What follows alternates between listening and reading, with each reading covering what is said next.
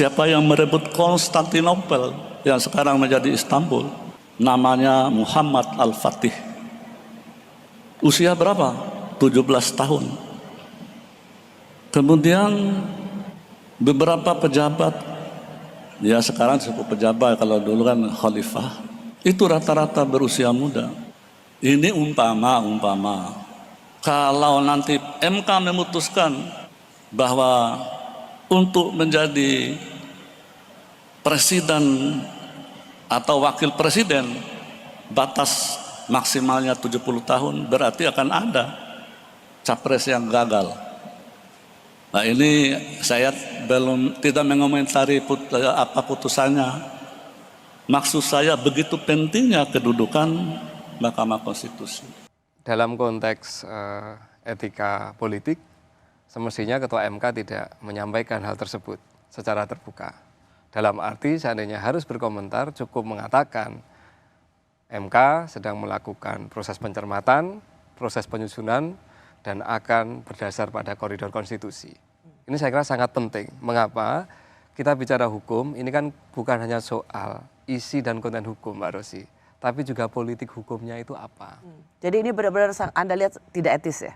Menurut pendapat saya ya? tidak cukup etis. Tidak ada undang-undang yang dilanggar. Tidak wise, tidak cukup bijak lah. Karena beliau adalah Ketua MK, bukan profesor hukum misalnya ya. Kalau menyinggung soal batas usia muda, ini kode nggak jadinya? Sebenarnya kalau kita bicara soal pemimpin politik muda di dunia ini, banyak banget. Perdana Menteri Selandia Baru ketika diangkat sangat muda. Perdana Menteri Finlandia ketika diangkat ya, masih sangat muda. 30 tahunan, 34 kalau nggak salah. 34 tahunan ya. Artinya sebenarnya tidak ada persoalan. Yang menjadi persoalan adalah dalam konteks Indonesia. Nah kebetulan yang sedang menjadi perdebatan, gugatan ini muncul menjelang proses pendaftaran calon presiden dan wapres. Seandainya memang menjadi concern publik, mengapa tidak dilakukan setahun, 2 tahun yang lalu? Ini kenapa selalu ini jadi dikaitkan kepada Gibran gitu? Ya bisa jadi, karena yang paling sering muncul dan paling ramai dibicarakan salah satunya kan beliau. Karena memang ada yang sangat membutuhkan Gibran menjadi wakil presidennya ya? Seandainya ini ya, MK kemudian memutuskan bahwa batas pencalonan itu diturunkan ke 35 tahun. Jelas peluang itu akan ada. Siapa yang paling berkebutuhan, siapa yang paling membutuhkan Gibran sebagai wakilnya?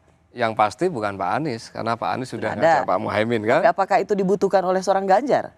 Sangat mungkin. Atau justru Pak Prabowo yang sangat Pak membutuhkan? Jokowi juga sangat kuat. Kenapa saya katakan demikian? Karena yang sering memberikan kode itu justru Pak Prabowo.